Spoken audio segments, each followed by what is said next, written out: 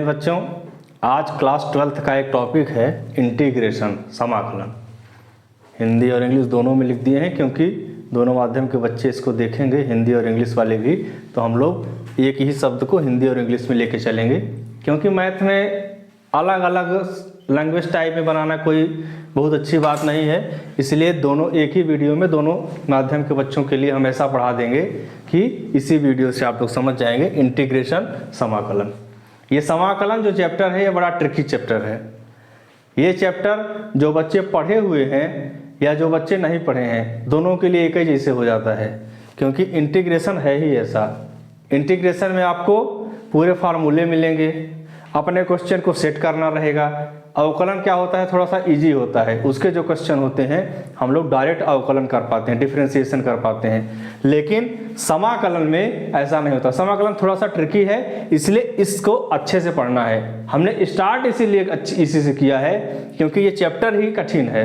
पहले बता दे रहा हूँ, कोई लपेटने वाली बात नहीं है। आपको हम पढ़ा ऐसा देंगे आपसे बनने लगेगा, लेकिन कॉन्फिडेंस आपका इतना अच्छा दे जाएगा अगर आप इसको अच्छे से पढ़ लेंगे, इंटीग्रेशन को पढ़ लेंगे।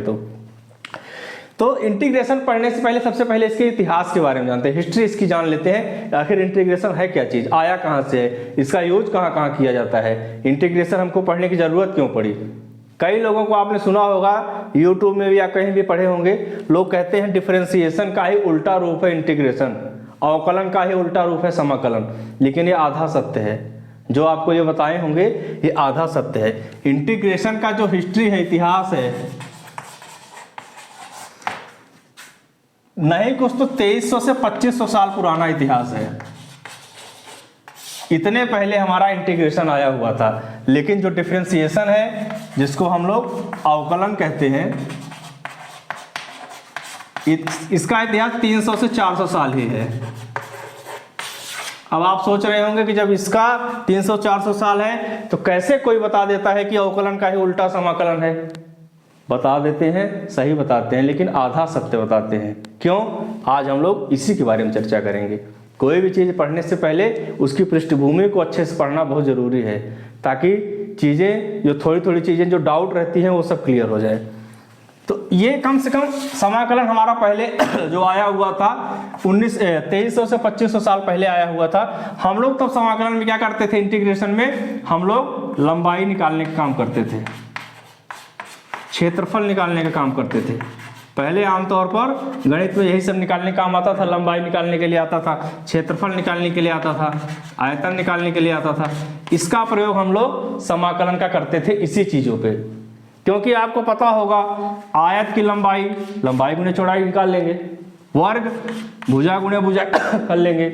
लेकिन कुछ कर्व ऐसे बनते हैं ये, अब इनका क्षेत्रफल निकालने के लिए हमको समाकलन की जरूरत उस समय पड़ती थी। तो हम लोग यही डिटेल में आज पढ़ेंगे कि आखिर इंटीग्रेशन आया कहाँ से है, उसका यूज पहले हम लोग क्या करते थे और कैसे वो अवकलन से अलग है तो अवकलन का ही उल्टा। लेकिन कुछ चीजें उसमें ऐसी हैं कि आपको दिखेंगी कि अवकलन से वो हट के है। तो हम लोग इसको डिटेल में आपको बताने जा रहे हैं। ये एक कर्व है, इस कर्व का हमको क्षेत्रफल निकालना है। जब इस क्षेत्रफल को हमको निकालना है तो हमने इसमें समाकलन का प्रयोग कैसे किया था ये हम आपको समझा रहे हैं।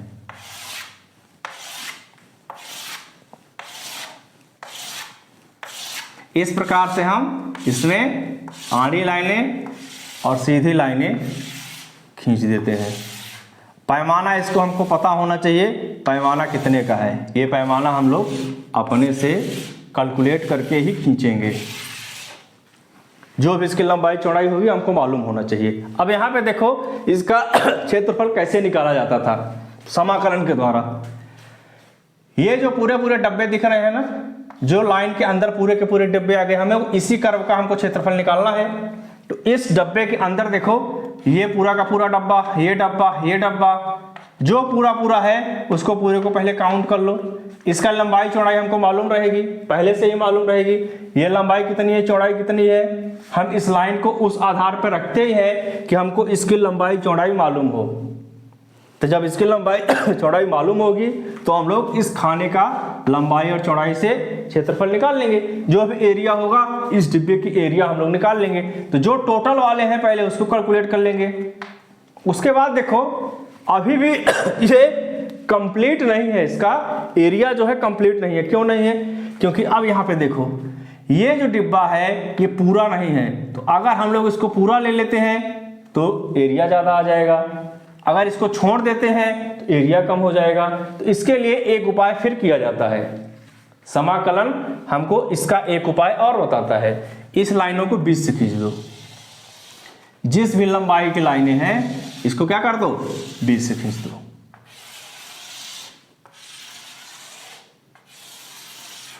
जैसे ही आप बीच से इसको खींचोगे, खड़ी में भी कर दो,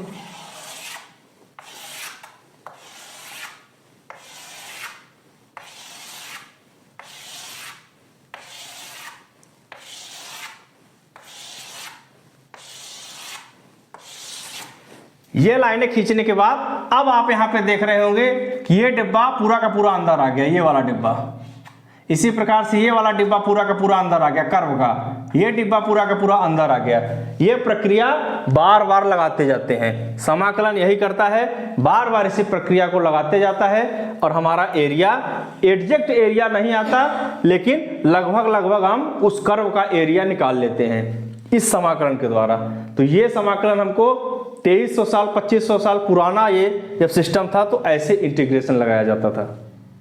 तो ये अवकलन से भी पुराना है, अवकलन तो 300-400 साल पुराना है, उसको न्यूटन ने ले आके दिया था। ये समाकलन उसके पहले भी हम लोग इस्तेमाल करते थे। तो अवकलन की विपरीत प्रक्रिया समाकलन है, ये आधा सत्य है।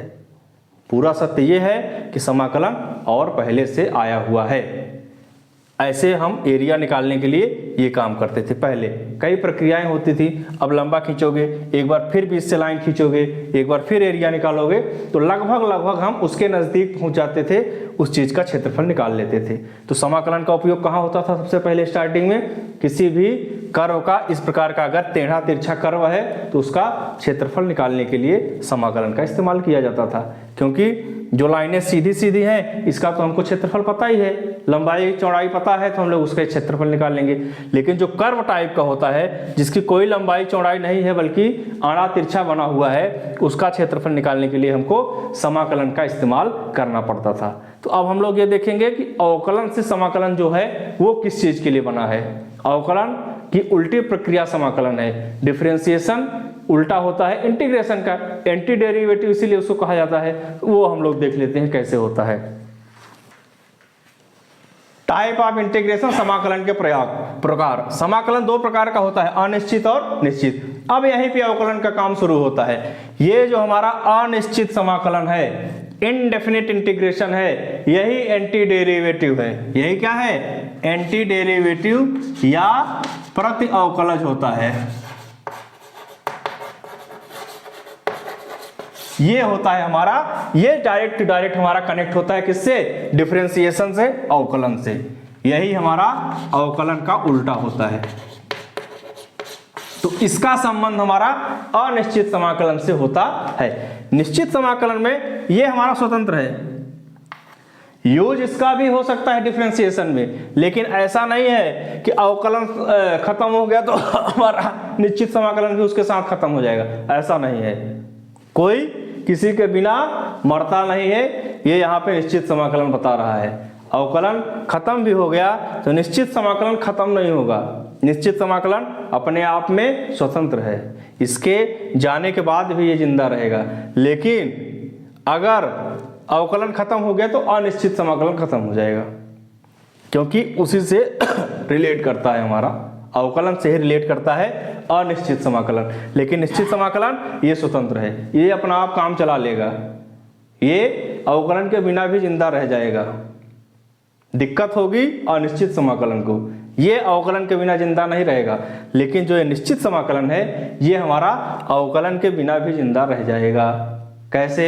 अब आप देखो, अनिश्चित समाकलन का कोई भी क्वेश्चन करोगे, जैसे साइन एक्स का हमको डिफरेंशिएशन करना है, मालूम है साइन एक्स का क्या होता है? माइनस का कॉस एक्स। कैसे होता है हमें पता है, इसी का उल्टा कॉस एक्स का, अवकलन क्या होता है?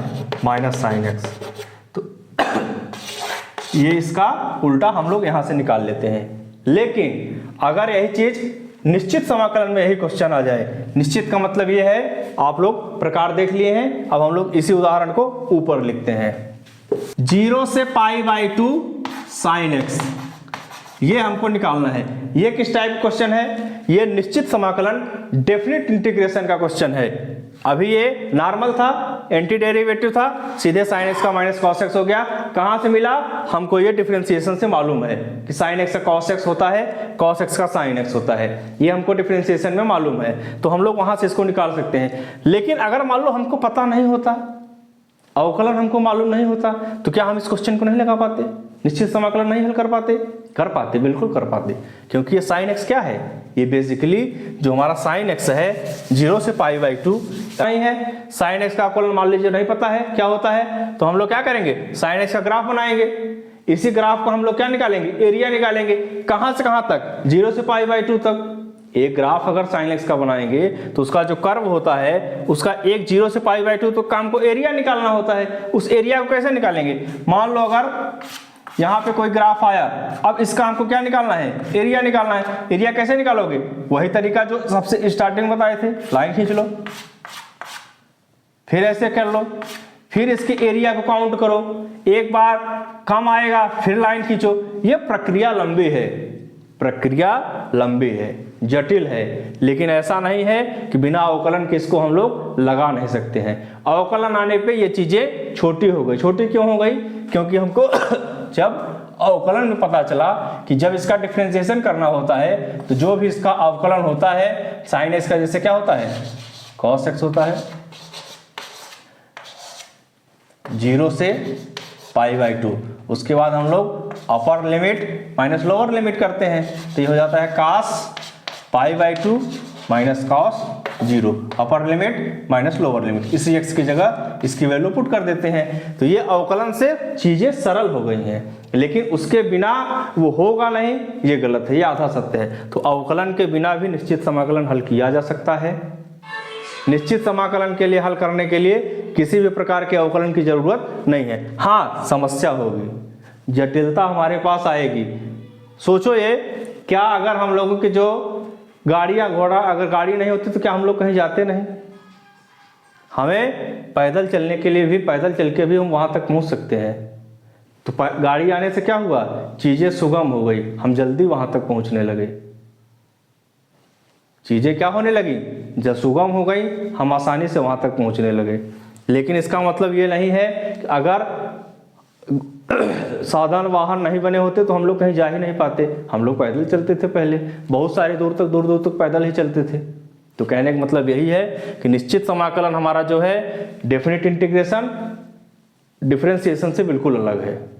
ये चीज अपने आप में अपना काम कर सकता है, टाइम लगेगा, समय लगेगा, लेकिन ये चीज कर सकता है। तो डिफरेंशिएशन और इंटीग्रेशन समझाने का पहले इसीलिए समाकलन को हमको समझाने से पहले इसकी पृष्ठभूमि बताना जरूरी था कि जो डेफिनेट इंटीग्रेशन है उसका इतिहास बहुत पुराना है, और जो डिफरेंशिएशन है, अवकलन है, उसका इतिहास अभी 300-400 साल ही पुराना है। तो उसके आने के बाद ये चीजें आसान हो गई हैं। तो अवकलन आने के बाद तो हम लोग सभी क्या करेंगे? पहले समाकलन के सारे फार्मूले रख लेंगे अपने पास। फार्मूले रखने के बाद इसके एक एक क्वेश्चन को अच्छे से लगाएंगे तो हमको सारी चीजें अच्छे से क्लियर हो जाएंगी। ठीक है, तो हम लोग अगली क्लास में समाकलन के पूरे फार्मूले के बारे में पहले पूरे फार्मूला डिस्कस करेंगे, क्योंकि फार्मूला ही इसमें मेन है। फिर क्वेश्चन को कैसे बनाया जाता है वो हम लोग कोशिश करेंगे। उसको कोशिश करने के बाद तब समाकलन को और अच्छे से हम लोग सीख पाएंगे। आज पहली क्लास में इसीलिए हमने आपको इंट्रोडक्शन दिया है समाकलन के बारे में। समाकलन आखिर करता क्या है, समाकलन को अवकलन की जरूरत कब पड़ती है, कब नहीं पड़ती है, ये भी बता दिए। किसी भी चीज को किसकी जरूरत कब पड़ती है, या उसके बिना भी वो क्या जिंदा रह सकता है, ये हमको समाकलन बताता है। निश्चित समाकलन अपने आप में अपना काम कर सकता है। अनिश्चित समाकलन अवकलन का ही उल्टा होता है, तो हम लोग वो भी आपको दिखा दिए कैसे होता है। Formula sine x cos x sine x आपस में इंटरचेंज होते रहते हैं, साइन आप लोग देख सकते हैं। तो इसके फार्मूले के बारे में हम लोग चर्चा करेंगे। और हाँ, जो भी क्लासेस होंगी उसमें सामने से आपको भी एफर्ट्स लगाने पड़ेंगे, आपको भी पढ़ना पड़ेगा हमारे साथ। जितना हम पढ़ाते जाएं उतना आपको भी मेहनत करना पड़ेगा, क्योंकि किसी भी टारगेट या किसी भी लक्ष्य को पूरा करने के लिए आपका सामने से सहयोग होना बहुत ज़रूरी है। एक उदाहरण के तौर पर आपको बताते हैं, जैसे अगर 1 × 0 11 × 0 111 × 0 ऐसे इंडेफिनिट करते जाओ, यहाँ पे कोई भी रख लो, इंटू 0 बराबर 0। ये उदाहरण हमें क्या सिखाता है? ये उदाहरण हमें ये सिखा रहा है कि ये हमारा प्रयास है। ये क्या, कौन सा प्रयास है? ये हम प्रयास कर रहे हैं और ये आप प्रयास कर रहे हैं हमारे साथ। तो अगर मैं कितना भी कोशिश कर लूं, 1 से 11, 11 से 111, उसके बाद बढ़ाता चला जाऊं, लेकिन आप अगर नहीं करेंगे, उन चीज़ों को रिवीजन नहीं करेंगे, तो आउटपुट क्या मिलेगा? ये 0 का 0 ही आप लोगों को मिलेगा। तो हमारे साथ आपको, अगर हम एफर्ट्स लगा रहे हैं, अगर हमारे साथ आप एफर्ट्स नहीं लगा पा रहे हैं, आपके सामने वाला एफर्ट्स 0 है, तो ये हमारा जो परिणाम है ये क्या मिलेगा? रिजल्ट भी हमको 0 ही मिलेगा। ये एक एग्जाम्पल है सीधा साधा। हम किसी के लिए एफर्ट्स लगा रहे हैं, सामने वाला अगर तैयार एफर्ट्स लगाने के लिए नहीं है तो हमारा रिजल्ट 0 होगा। अगर हम किसी चीज़ को पाने की कोशिश करें और सामने वाला कोई एफर्ट्स न लगाए, केवल हम ही लगाते जाएं, तो जब हम ही बस लगाते जाएंगे, वो एफर्ट्स नहीं लगाएगा, तो हमारा परिणाम क्या होगा? रिजल्ट हमारा 0 ही होगा। तो आप लोगों को हमारे साथ एफर्ट्स लगाना पड़ेगा, पढ़ना पड़ेगा। जितना हम पढ़ाएं उसके साथ साथ आपको भी पढ़ना पड़ेगा, तब हमारा ये एफर्ट्स, अगर 0 की जगह आपने थोड़ा भी कुछ कर दिया, देखो अगर आपने 0 की जगह कुछ एफर्ट्स लगा दिया, थोड़ा सा 0.1, तो आप 0.1 परिणाम मिलेगा, ये 0 नहीं मिलेगा। तब कुछ न कुछ आप में इम्प्रूव करने को मिलेगा। तो हमारे साथ जितना भी हम एफर्ट्स लगाएं, थोड़ा थोड़ा आप भी लगाते चलिए, तो ये हमारा रिजल्ट जो है 0 से बदल के कुछ न कुछ हमको मिलता जाएगा। ठीक है, तो अगली क्लासेस में हम लोग समाकलन के सारे फार्मूले पर डिस्कस कर लेंगे। फार्मूला डिस्कस करने के बाद इसके हर टाइप के क्वेश्चन लगाना शुरू करेंगे। ठीक है, धन्यवाद।